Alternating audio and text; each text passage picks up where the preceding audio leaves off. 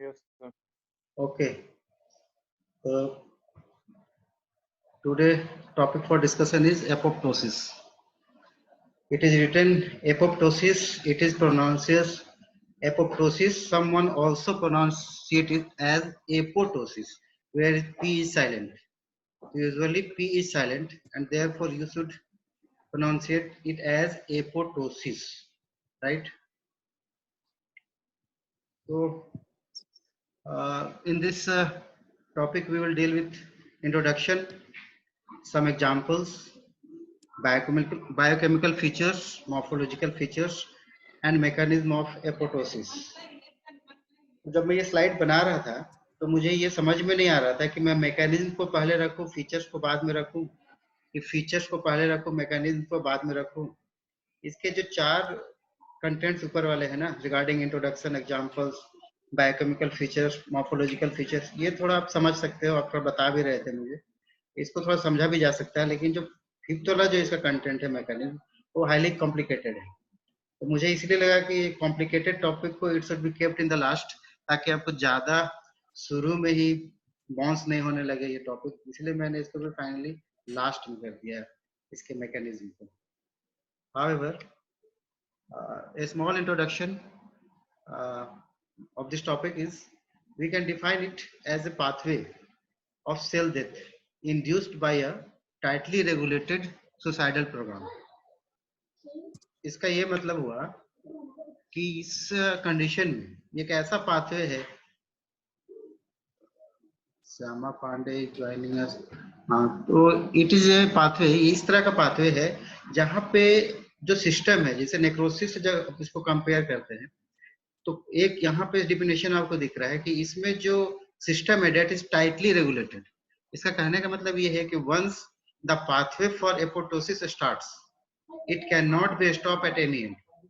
Necrosis में आपने पढ़ा होगा कि नेक्रोसिस में पॉइंट ऑफ नो रिटर्न एक होता है. After degeneration, after adaptation there is degeneration, and then thereafter there is point of no return, and finally the cell undergo necrosis. But in this case the system is highly and tightly regulated.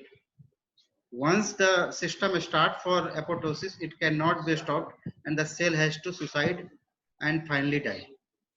The term has taken from the Greek word where ptosis means shedding off or fall off, as you were telling me. Just like leaves which became older, they fall up from their main branches.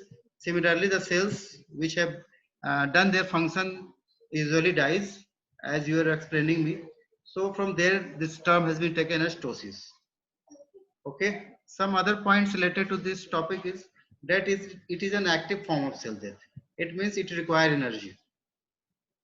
And second point is most important. It is mediated by caspases. We will deal what is this caspases. Caspases are basically the key factor in this whole story. Major protease, major protein, which play the key role in this apoptosis. And the third point, you also know that in this condition, the death of the cell is very silent, very quiet, and it does not elicit any inflammation. And the death of the cell usually occurs at individual level or maybe a small cluster of cells. And in the body, there are going mitotic activity every time. So the number of cells are increasing every time. So to balance this mitosis, the cell has to die, and therefore you can call it balance to mitosis. The number of cells in your body should be in a limited number. देखो क्या है इसमें कि about 50 billions of cells are being daily they are being apoptosis, and similarly most of the cells are being formed by the cell division. So one side there is cell division and the other side there is death of the cell. So to just to maintain this number of cells, these two mechanisms run together. This is also called as programmed cell death or planned cell death. The main function of this apoptosis in body is they are helpful in deleting some unneeded cells during embryogenesis or organogenesis or metamorphosis. Those cells which are not needed. हम लोग अभी कह रहे थे कि जिस sales का काम पूरा हो गया उसका मर जाना है. ऐसा जरूरी नहीं कि पूरा काम हो गया. Those which are not needed, they are also deleted from the body by the help of apoptosis. Second is it helps in normal involution. What is normal involution? In some condition, body has to adopt accordingly to that physiological mechanism. Say for example, during gestation period, the uterus changes its morphology and structure, and after delivery of the child, the uterus return to its normal structure. This can be an example of normal involution. Regarding third usefulness is regression of tumor. So most of the time the tumor cells during their last period, the cells usually undergo apoptosis and there is regression in the size of the tumor. And you also know that it is an important mechanism for killing intracellular viruses inside the body. And third, last, it is an important part in immunity. I will discuss it one by one. So first of all, the most important term is caspases. So as you said, as I have said it, it is the key player of this whole story. सारा apoptosis का कहानी इस कैस्पेसेस के ऊपर ही निर्भर है, इसीलिए इसको ना बोलते हैं की player. How? What is this? What is this caspases? So just a simple definition is it is cysteine dependent aspartate directed proteases. तो आप देखेंगे from cysteine I have taken C, from aspartate I have taken ASP, and from proteases I have taken ASES. So when you combine these three, it will form caspases. Caspases is what? Cysteine dependent. Meaning of cysteine dependent is that this protease have an active site where there is cysteine amino acid. The active site of this enzyme, this protease, is found by cysteine. Therefore, it is called as cysteine dependent. Second is aspartate directed. Why? Because the action of this protease enzyme usually occurs where there is aspartate amino acid on the protein. Therefore, it is called as aspartate directed. And finally, it degrades the protein. Therefore, it is called as proteases. So, from these three terms, the caspase term has been derived. So, there are some examples where apoptosis usually occur. So, you can see apoptosis occurs in which situation? It occurs in both physiological and pathological situation. So as I was saying, it is a normal phenomenon. Apoptosis does not occur at some time during an emergency or when body is needing it. It is a regular phenomena undergoing inside your body, and it is both physiological and pathological phenomena. So we will put some example for physiological situations. So you can see that death by apoptosis is a normal phenomenon. It is not an emergency or some very uncommon phenomena. It usually occurs to remove those cells that has done their job and they are no more needed. Second thing is embryogenesis. आप जानते हो जब embryo formation होता है उसके लिए body में implantation होता है, ऑर्गेनोजेनेसिस होता है, कई बार मेटामॉर्फोसिस भी होते हैं. इन सब में रोल है एपोटोसिस का. एक सिंपल सा एग्जांपल मैं रिगार्डिंग ऑर्गेनोजेनेसिस दूं. जो आपके हैंड के जो फिंगर्स हैं they are apart from each other, अलग अलग है एक दूसरे से ऐसे चिपके हुए नहीं है, लेकिन during formation they are stick to each other. तो जो सेल्स उन दोनों पे स्टिक कर रहा है सारे फिंगर्स को एक दूसरे से, उसको एपोटोसिस मैकेनिज्म से किल कर दिया जाता है so that your finger can be kept apart. तो वहां पे भी आप देखते हैं कि रोल है एपोटोसिस का in formation of organogenesis. Second, hormone dependent involution. जैसा मैं आपसे कह रहा था, in case of menstrual cycle the whole menstrual cycle is dependent on hormone. तो accordingly with the period, with the time, you can see that the cells grow, the cells die. Those all are due to apoptosis. Another example can you put that lactating breast of the females. After lactation period, the breast usually return to its normal condition. How? By mechanism of apoptosis. Similarly, as I was saying, in gestation, also the uterus return to its normal position after gestation period, after delivery. It is due to involution, where apoptosis plays its major role. Third example is cell deletion in proliferating pools. What is this? Actually, every times, say for example, in your intestinal tract, the epithelial cells of intestine are continuously growing. अगर वो grow करता रहे तो आपका intestine बिल्कुल lumen ही block हो जाएगा, इसलिए कि नए सेल्स बनेंगे तो पुराने सेल्स को जाना है. तो वहां पे you can put this examples, deletion of cells in proliferating pools. उसी तरीके से जैसे कि बोन मैरो है, डिफरेंट टाइप्स के उसके जो हेमोपोटिक सेल्स है, उससे डिफरेंट टाइप को सेल्स बन रहे हैं आपको बॉडी में आ रहे हैं. अगर वो सेल्स मरे नहीं तो फिर आपके पूरी ब्लड में सेल्स ही सेल्स दिखेंगे, इतने ज्यादा सेल्स हो जाएंगे. तो इसीलिए जहां पे रेगुलर प्रोलिफरेशन हो रहा है सेल्स का, वहां पे पुराने सेल्स का मरना और नए सेल्स का बनना जरूरी है. Fourth example is death of the aged cells. These cells that have completed their life and has been aged and no more functional, they need to be removed from the body by apoptosis. ये वाला जो fifth part you can see elimination of self reactive lymphocytes.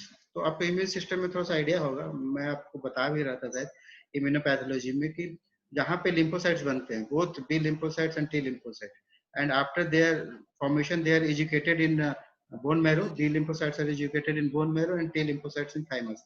वहीं पे वर्षा bone marrow में ही और thymus में ही ऐसे lymphocytes जो आपके बॉडी के टिश्यू को ही पहचाने, उसके खिलाफ रिएक्ट करने लगे, जो सेल्फ रिएक्टिव हो जाए, ऐसे बी लिम्फोसाइट्स, ऐसे टी लिम्फोसाइट्स को बॉडी से खत्म कर दिया जाता है by help of apoptosis. Self reactive lymphocytes either B type or T type, they are being removed by help of apoptosis. And this cell death induced by cytotoxic T cells. So as you know, this was also dealt with immunopathology topic, where I have told you that some T cells which are cytotoxic usually kills the cell by help of releasing Gren enzymes and by help of perforins, and that is also a very simple death. Regarding pathological situation, देखो यहाँ पे पहला point क्या लिखा हुआ है, cell death following an injury.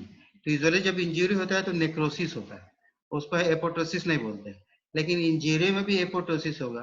तो कब होगा? जब, हाँ बोलिए, जब माइल्ड इंजरी. हाँ, जब इंजरी बहुत माइल्ड नेचर का होता है, इतना नहीं हो कि सेल का इमीडिएट डेथ हो जाए, बल्कि वो कुछ डैमेज कर दे, उसके डीएनए में कुछ डैमेज कर दे, उसके ऑर्गेनेल्स में कुछ ऐसा डैमेज कर दे, लेकिन डेथ नहीं हो रहा हो, वो फंक्शन लेस हो जाए सेल, वैसे कंडीशन में एपोटोसिस की हेल्प से उस सेल्स को हटा दिया जाता है. ये भी जानते हैं आपके कुछ वायरल डिजीजेज होते हैं जहाँ पे वायरस इंटरसेलुलर ग्रो करते हैं, इम्यून सिस्टम को स्किप कर जाते हैं, वहां पे सेल खुद ही चाहता है कि सुसाइड कर लो for benefit of the body. Second is, ये जो थर्ड वाला आप देख रहे हैं ना, क्या है कि कोई डक्ट का ऑब्स्ट्रक्शन है, से फॉर एग्जांपल यूरेटर में कोई स्टोन फॉर्मेशन हो गया, या सलाइवरी डक्ट में कोई स्टोन फॉर्मेशन हो गया हो, या बाइल डक्ट में कोई स्टोन फॉर्मेशन हो गया हो, तो due to formation of stone obstruction हो जाता है. फॉर्मेशन तो होते रहता है यूरिन का या सलाइवा का या बाइल का, लेकिन उसका ड्रेनेज नहीं होता. तो क्या होगा, एक बैक प्रेशर बनेगा, एक हाइड्रोस्टेटिक प्रेशर बनेगा ऑर्गन्स पे, और वहां के ऑर्गन धीरे धीरे एट्रोफी होते हैं बाय हेल्प ऑफ, जैसे कि किडनी में जब ऑब्स्ट्रक्शन होता है तो बोलते हैं ना हाइड्रोनेफ्रोसिस. तो due to accumulation of urine, kidney cells धीरे धीरे एट्रोफी होते हैं by help of apoptosis. And also in some regressing tumours, the cell of those neoplastic transformed cells are being killed by help of apoptosis. अब यहाँ से थोड़ा technical चीज शुरू हो गया. यहाँ पे दो चीज हम लोग पढ़ेंगे फीचर्स में, एक बायोकेमिकल फीचर्स है और एक मॉर्फोलॉजिकल फीचर्स है. बायोकेमिकल फीचर्स ऐसे फीचर्स है जो इनसाइड द सेल हो रहे हैं, मगर दैट इज नॉट विजिबल, वो दिखता नहीं है, लेकिन इसी का मैनिफेस्टेशन को हम लोग बोलते हैं morphological features. Biochemical changes lead to the morphological features. जो बायोकेमिकल चेंजेस हो रहा है जो आप खाली आंख से नहीं देख पा रहे हैं, और जब दिखने लगता है उसी को हम लोग बोलते हैं मॉर्फोलॉजिकल फीचर्स. ये दो अलग अलग नहीं है, एक मैनिफेस्टेशन है और एक काउज है. तो biochemical feature is the cause और morphological feature is the manifestation of this alteration in the biochemical features of the apoptotic cells. तो क्या क्या होगा बेसिकली इसमें? तो एपोप्टोटिक सेल्स में क्या होगा, जो चेंजेस आते हैं उसको तीन हिस्से में डिवाइड कर देते हैं हम लोग. First is protein cleavage, second is activation of endonucleases, and third is phagocytic recognition. इन तीनों को समझना जरूरी है आपको. सबसे पहला क्या है, सबसे पहला है आपका प्रोटीन क्लीवेज। प्रोटीन क्लीवेज का ये मतलब हुआ कि जैसा मैं कह रहा था कि यहाँ पे जो मेजर एंजाइम रोल प्ले कर रहा हो कैस्पेजेज है, तो ये कैस्पेजेज जब एक्टिवेट हो जाते हैं, जब जो सेल में एपोप्टोसिस फेनोमेना शुरू हो गया है, उसके जो कैस्पेजेज एक्टिवेट हो जाते हैं तो डिफरेंट प्रोटीन्स को तोड़ने लगते हैं। डिफरेंट प्रोटीन्स को तोड़ने लगते हैं, से फॉर एग्जांपल जो साइटोस्केलेटल प्रोटीन्स है, जिसने सेल को एक स्कैफोल्ड दिया है, एक प्लेटफॉर्म दिया है, ये सेल का एक्सेप्ट मेंटेन रहे, उसका सेल मेम्ब्रेन मेंटेन रहे, उसके लिए जो माइक्रोफिलामेंट्स जो जरूरी होते हैं उसको तोड़ने लगे, जैसे कि लैमिनिन है, एक्टिन है, या जो न्यूक्लियर स्कैफोल्ड है, न्यूक्लियस को जिसने प्लेटफॉर्म दिया है, सेल मेम्ब्रेन को जिसने दिया है, जिसने साइटोप्लाज्म को दिया हुआ है, उसको ही तोड़ने लगे, उसी प्रोटीन को तोड़ने लगे, तो क्या होगा, उसका स्ट्रक्चर डिनेचर हो जाएगा, सेल का स्ट्रक्चर डिनेचर हो जाएगा। उसके अलावा कुछ इंडोन्यूक्लियेजेस होते हैं। इंडोन्यूक्लियेज मतलब जो न्यूक्लिक एसिड को तोड़ने का क्षमता रखता हो, डीएनएज है बेसिकली, जो न्यूक्लिक एसिड के तोड़ने का क्षमता रखते हैं।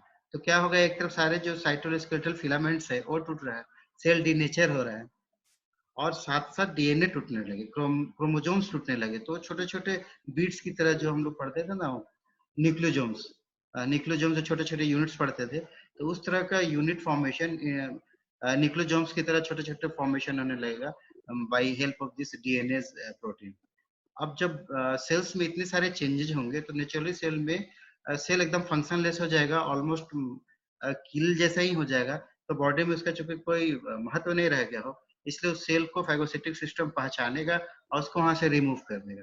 ये तीन बेसिक चीजें हैं जो सेल के अंदर चलता है जब एपोप्टोसिस मैकेनिज्म शुरू हो जाते हैं। सबसे पहला मैंने क्या कहा, प्रोटीन क्लीवेज। इसमें क्या होगा, by help of cysteine protein, यानी that is caspases, they activate several proteases which acts on microfilaments like laminin and actin। ये सब क्या है, ये सब साइटोस्केलेटन को एक प्लेटफॉर्म देता है, एक स्कैफोल्ड देता है, उसी को तोड़ने लगता है। तो finally they break nuclear scaffold and cytoskeleton and it will lead to the change in the structure of the cell. तो आप जानते हैं इसमें ब्लेब फॉर्मेशन होता है, बर्ड्स बनने शुरू हो जाते हैं, तो सबका वजह वही है, जिस स्केलेटन को बांधा हुआ था लैमिनिन में, आपने उसको तोड़ दिया तो सेल मेम्ब्रेन पे ब्लेब्स बनने शुरू हो जाएंगे, बर्ड्स बनने शुरू हो जाएंगे। फिर ये जो इस स्लाइड में आप ये देख रहे हैं, it is due to the action of the DNA, जो न्यूक्लियस एंजाइम थे उसके एक्शन है। तो क्या होगा, जो बड़े बड़े क्रोमोसोम्स का फिलामेंट थे उसको छोटे छोटे डीएनए में तोड़ेगा, किलो बेस पेयर में। फिर फिर वो फाइनली फिर और टूटता है, अब फिर से बेस पेयर में आ जाता है, मैंने हंड्रेड्स ऑफ बेस पेयर में, अभी किलो बेस पेयर में थे, अब 100 में आ जाएंगे बेस पेयर, यानी कि डीएनए बहुत छोटे छोटे फ्रेगमेंट में टूटते चले जा रहे हैं। इसको देखने के लिए अगर एगारोस जेल इलेक्ट्रोफोरेसिस करेंगे तो वहां पे कैरेक्टरिस्टिक फीचर बनता है डीएनए का, उसको बोलते हैं लैडर लाइक अपीयरेंस। एक सीढ़ी, दो सीढ़ी, तीन सीढ़ी, ऐसे लैडर की तरह दिखेगा। तो due to small formation of fragment, जो जितना छोटा होगा एक तरफ आ जाएगा, जो थोड़ा सा उससे बड़ा होगा उसके ऊपर चला जाएगा, उतने ही मूव करेगा अकॉर्डिंग टू देयर साइज। तो जो बहुत छोटे होंगे बहुत ज्यादा मूव कर जाएंगे, जो बहुत बड़े होंगे बहुत थोड़े मूव करेंगे। तो ऐसे ग्रेडिंग हो जाएगा, ग्लैडर लाइक फॉर्मेशन हो जाएगा उस एगरोस जेल में जिसमें इलेक्ट्रोफोरेसिस कर रहे हैं। अब फाइनली मैंने आपको बताया कि जो एपोप्टोटिक सेल्स है जिसमें ये सारे चेंजेस हो रहे हैं, उसको बॉडी से रिमूव होना है। तो बॉडी से रिमूव होना है तो उसके सरफेस पे एक्सप्रेस होता है एक रिसेप्टर जिसको बोलते हैं फॉस्फेटिडिल सेरीन। यही एक्सप्रेशन रैबिज के केस में भी होता है मायोसाइट्स में। जब डॉग बाइट होता है और वायरस मसल्स के अंदर घुसते हैं, तो वहां पे रेबीज वायरस को इसी रिसेप्टर से उसको मदद मिलता है, मायोसाइट्स के ऊपर होते हैं फॉस्फेटिडाइल, उसी को पहचान के रेबीज वायरस मसल्स के अंदर घुस जाते हैं। खैर, तो फिर ऐसे मैक्रोफेजेस को पहचानेंगे और फाइनली उसको इनगल्फ करेंगे और उसका डिग्रेडेशन होगा।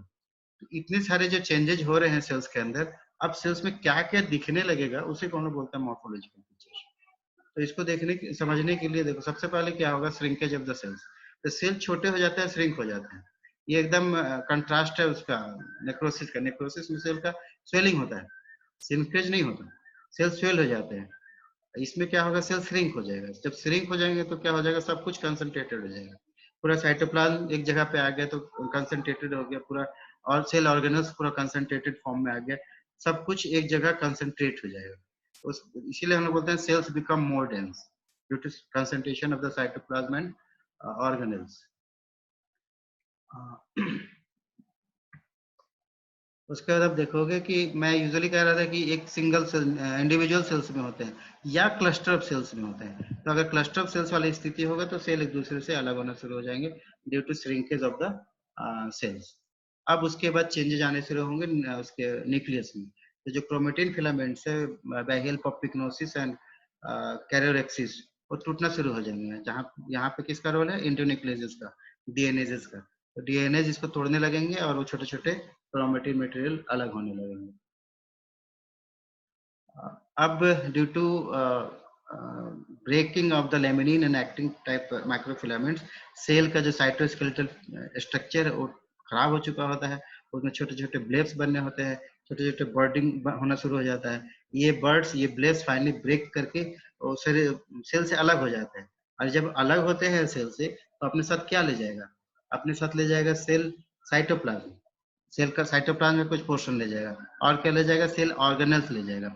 और क्या ले जा सकता है, तो न्यूक्लियर मटेरियल ले जा सकता है। मतलब these apoptotic bodies have cytoplasm, have organelles, but they may have nuclear bodies or may not have nuclear bodies। तो जिसके अंदर जो चला जाए, जैसा बडिंग हुआ उसके साथ वो चला जाएगा। और फाइनली जब ये स्थिति हो जाता है तो उसके सरफेस पे due to expression of phosphatidyl serine macrophages आएंगे, फाइगोसाइटोसिस होगा और that apoptotic bodies will be removed. और इसको समझने के लिए थोड़ा डायग्राम को देखो। ये क्या है, क्लस्टर ऑफ सेल्स है, इंडिविजुअल सेल्स या स्मॉल क्लस्टर ऑफ सेल्स। यहाँ पे 5 हैं, ठीक है। तो जैसे ही एपोप्टोसिस मैकेनिज्म शुरू होगा तो सेल राउंड हो जाता है, श्रिंक हो जाता है, उसके क्रोमेटिन डेंस होने लगते हैं, ठीक है। और धीरे धीरे के छोटे छोटे टुकड़े में क्रोमेटिन मटेरियल छोटे छोटे पीसेस में इससे अलग हो रहा है। एक क्रोमेटिन मटेरियल के छोटे छोटे पीसेस अलग हो रहे हैं। प्लस आप ये देखिए जो सेल मेम्ब्रेन था इसका भी राउंड सा था, इंटैक्ट सा था। नेक्रोसिस में सेल मेम्ब्रेन टूट जाता है, इसमें सेल मेम्ब्रेन कभी नहीं टूटता। एक मेजर डिफरेंस है नेक्रोसिस और एपोप्टोसिस में। नेक्रोसिस के केस में सेल मेम्ब्रेन ब्रेक हो जाते हैं, इसका सेल मेम्ब्रेन कभी ब्रेक नहीं होता, डिस्टॉर्टेड हो जाता है। अब इसका शेप देख के सेल मेम्ब्रेन का चेंज हो रहा है। और फाइनली धीरे धीरे बर्ड फॉर्मेशन शुरू हो रहा है, ब्लेब्स फॉर्मेशन शुरू हो गया, ठीक है। अब ये ब्लेब्स बॉडी से, सेल मेन बॉडी से अलग होगा। और जब ये अलग होगा तो अपने साथ न्यूक्लियर मटेरियल दिख रहा है, साइटोप्लाज्म में ऑर्गेनेल्स होगा। कोई जरूरी नहीं कि न्यूक्लियर मटेरियल इसके साथ हो, ठीक है। लेकिन न्यूक्लियर मटेरियल हो सकता है, नहीं भी हो सकता है। ये सब छोटे छोटे पीस, एक एक ब्लेब सब अलग हो जाएगा, छोटे छोटे टुकड़े बन के चारों तरफ बिखर जाएंगे। और उसको पहचानेगा, एपोप्टोटिक सेल्स को फाइनली पहचानेंगे माइक्रोफेजेस, और उसको इनगल्फ करके खत्म कर देते हैं।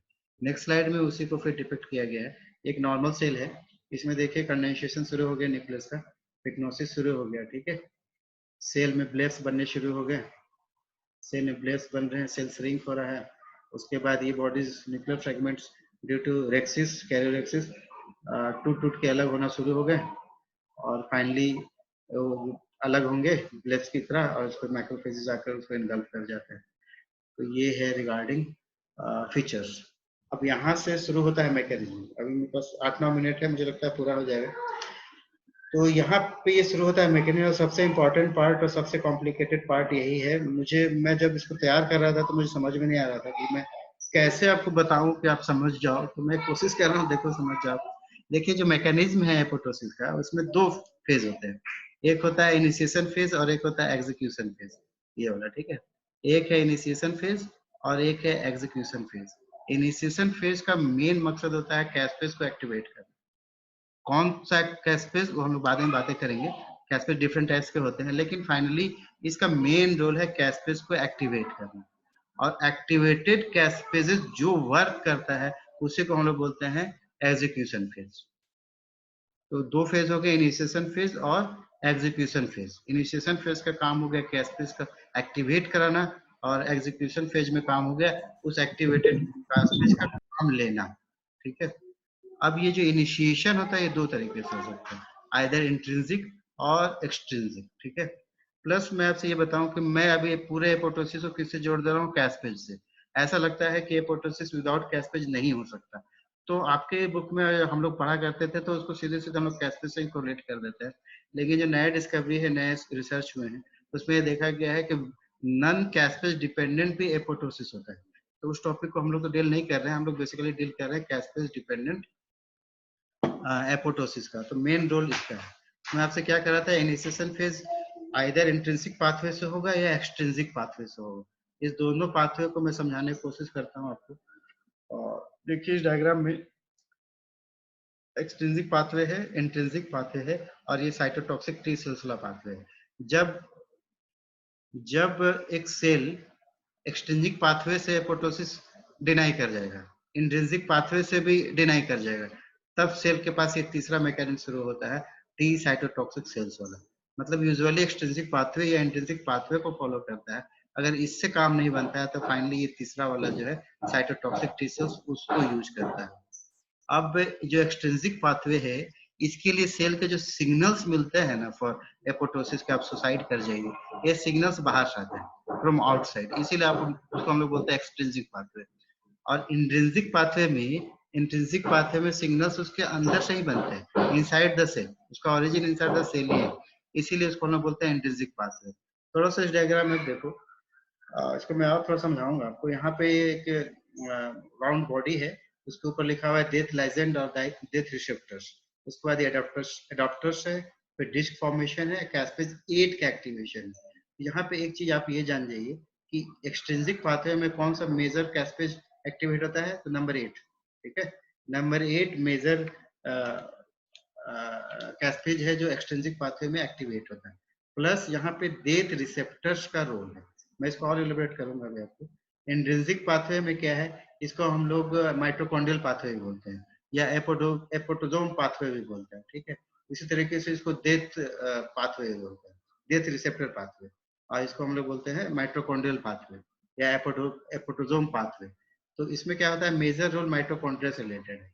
माइटोकॉन्ड्रिया का परमेबिलिटी को चेंज होता है, फिर बॉडी में एपोटोजोम्स बनते हैं, फाइनली कैस्पेज 9 एक्टिवेट होता है। इसमें 8 और 10 हो सकता है एक्सट्रिंसिक वाले में, इसमें 9, ह्यूमन के केस में ये 10 हो जाएगा। और इंट्रिंसिक पाथवे में कैस्पेज 9 होते हैं जो एक्टिवेट होते हैं।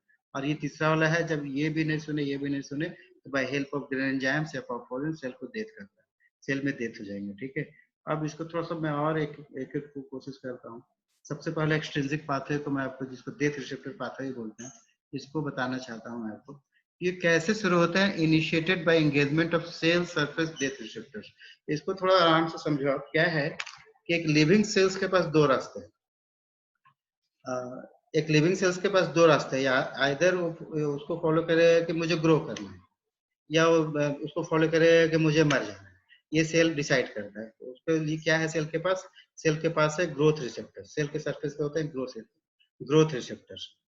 एक चीज ये है। दूसरा चीज ये है कि सेल के पास डेथ रिसेप्टर्स भी होते हैं, सेल के सरफेस पे डेथ रिसेप्टर्स भी होते हैं। तो जब आप एक्सट्रिंसिक पाथवे फॉलो करते हो तो सबसे इंपॉर्टेंट हो जाता है उसका डेथ रिसेप्टर, सेल के सरफेस के ऊपर जो डेथ रिसेप्टर्स है उसका होना, उसका एक्टिवेट होना, उसका फंक्शन होना शुरू हो जाता है। क्या शुरू हो जाता है, इस डेथ रिसेप्टर्स, ये दो तरह के होते हैं basically, either tumour necrosis factor R1 और फास्ट टाइप का, दो तरह का बेसिकली होता है डेथ रिसेप्टर्स, TNF R1 या फास्ट रिसेप्टर्स। अब फास्ट से बाइंड कौन करता है, फास्ट लेजेंड, ये आप जानते हैं। कोई भी जैसे एंटीजन एंटीबॉडी बाइंडिंग होता है ना, तो जैसे फास्ट सेल सरफेस के ऊपर होगा और ये फास्ट एल जो है वो बॉडी होगा जो आके उस फास्ट रिसेप्टर्स पे कंबाइन करेगा। इसको मैं थोड़ा और समझाता हूँ अभी आपको। अब जब या तो ट्यूमर नेक्रोसिस फैक्टर हो या फास्ट हो, सेल के सरफेस के ऊपर, सेल के सरफेस के ऊपर एक्सप्रेस हो रहा है, जैसे ये है ना सेल, सेल का मान लीजिए सरफेस है, ठीक है। मैं कह रहा हूँ यहाँ पे डेथ रिसेप्टर्स है, इस तरह के डेथ रिसेप्टर्स है। ये मान लो ट्यूमर नेक्रोसिस फैक्टर है या फास्ट है, कुछ भी है ये, ठीक है। अब ये सेल, एक नॉर्मल सेल जो है एपोप्टोसिस के लिए तैयार है, वहां पे ये डेथ रिसेप्टर्स एक्टिवेट हो जाएंगे, ठीक है। अब फिर इसको कैसे हटाएंगे, हाँ, तो ये इसके ऊपर एक्सप्रेस हो गया। अब क्या होगा, इस डेथ रिसेप्टर्स के ऊपर कंबाइन करता है फास्ट लाइगेंड, फास्ट लाइगेंड यहाँ पे कंबाइन करेगा, फास्ट लाइगेंड यहाँ पे आके कंबाइन करेगा, ठीक है। ये फास्ट लाइगेंड आके इसे कंबाइन करेगा। अभी कोई प्रॉब्लम नहीं होगा, इसको प्रॉब्लम तब होंगे जब इस तरह के जो डेथ रिसेप्टर्स है, एक नहीं एटलीस्ट 3 होंगे एक साथ, इस तरह से 3 का जब एक साथ का डोमेन बन जाएगा, ये 3 डेथ रिसेप्टर्स के साथ एक इकलौता फास्ट लाइगेंड जब ज्वाइन कर जाता है, तब यहाँ पे एक्टिवेशन होता है ये जो लिखा है हमने FADD, fast activated death domain का, यहाँ पे क्या बन जाएगा, FADD का formation, fast activated death domain का एक्टिवेशन, मैं लिख नहीं पा रहा, चलो। तो ये शुरू हो जाएगा आपका यहाँ पे FDD formation inside the cell, cytoplasm के पास शुरू हो जाएंगे FDD का फॉर्मेशन। यही FDD अभी बन गया FDD, ये FDD फिर बनाता है DISC, इसे मैंने नहीं लिखा आपका। FDD फाइनली बनाता है, एक सिग्नल प्रोड्यूस करता है जिसको बोलते हैं डिस्क, DISC, मतलब death inducing signalling complex, DISC death inducing signalling complex. ये यहाँ पे एक सिग्नल प्रोड्यूस करेगा, उस सिग्नल से ये बाइंडिंग हो जाता है प्रो कैस्पेजेट का, मैंने इनएक्टिव फॉर्म में जो प्रो कैस्पेजेट था, इंसानों में 10 होता है, वो उससे बाइंड कर जाता है और ये एक्टिव हो जाता है। प्रो कैस्पेज किस फेज में आ जाएगा, कैस्पेज 8 में आ जाएगा, प्रो से हो जाएगा वो सिंपली कैस्पेज 8। अब 8 जब वो फाइनली एक्टिवेट हो गया तो फर्दर जो उसके सीक्वेंसेस है, खासकर 3, कैस्पेज 3 को फिर एक्टिवेट करेगा, 6 को करेगा, 7 को करेगा। 3, 6, 7 जो कैस्पेज होते हैं ना, वो एग्जीक्यूशन करते हैं। मैंने बताया ना कि दो तरीके से होता है, इनिशिएशन और एग्जीक्यूशन। तो 8 बने, 10 बने, 9 बने, जो भी बने, वो फाइनली फिर एग्जीक्यूशन कैस्पेजेस को करते हैं। तो एक्सक्यूजन कैस्पेजेस होते हैं आपका ये 3 वाला बेसिकली, ठीक है। कैस्पेजेस 3 बहुत इंपॉर्टेंट है। तो इनिशिएशन ऑफ कैस्पेड रिएक्शन शुरू हो जाएगा और फाइनली फिर सेल का डेथ होना ही होना है, ठीक है। डायग्राम है मेरे पास, उससे थोड़ा मैं और से क्लियर करूंगा। अभी है ये अगला वाला जो है आपका,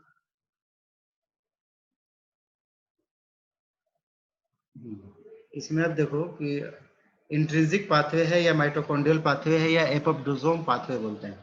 इसमें मैंने बताया कि जो सिग्नल होगा सेल के अंदर से ही आएगा, और मैं आपसे ये भी कह रहा था कि सेल डिश को डिसाइड करना है, लिविंग सेल को डिसाइड करना है तो डेथ पाथवे की तरफ जाना चाहता है या फिर ग्रोथ पाथवे की तरफ जाना चाहता है। उसके लिए शरीर के ऊपर होता है ग्रोथ रिसेप्टर्स, जैसे एक्सटेंजिंग में आप देख रहे हो कि डेथ रिसेप्टर्स होते हैं, वैसे यहाँ पे कौन सा होगा, यहाँ पे होगा ग्रोथ रिसेप्टर्स। जिस सेल ने ये सोचा कि मुझे ग्रो करना है, मुझे डिवाइड करना है, तो उसमें क्या होगा, उसका ग्रोथ रिसेप्टर्स के ऊपर आके ग्रोथ फैक्टर्स आके ज्वाइन करेंगे, ग्रोथ रिसेप्टर्स पे ग्रोथ फैक्टर आके ज्वाइन करेंगे। मैं दोबारा ज्वाइन कर लूंगा, टाइम थोड़ा कम बच रहा है ना, अभी लगेगा 10-15 मिनट अभी और, तो 1 मिनट भी नहीं है, हो सकता है कट जाए। तो ग्रोथ रिसेप्टर्स के ऊपर जब ग्रोथ फैक्टर कंबाइन करते हैं तो यूजुअली सेल डिवाइड करता है, अपना ग्रो करता है। इस केस में क्या होगा कि ये ग्रोथ रिसेप्टर्स के ऊपर ग्रोथ फैक्टर नहीं जुटेंगे due to deterioration of the growth factor. एक सिग्नल तो ऐसे है कि ग्रोथ फैक्टर में, ग्रोथ रिसेप्टर्स में ग्रोथ फैक्टर का कॉम्बिनेशन नहीं हो रहा है,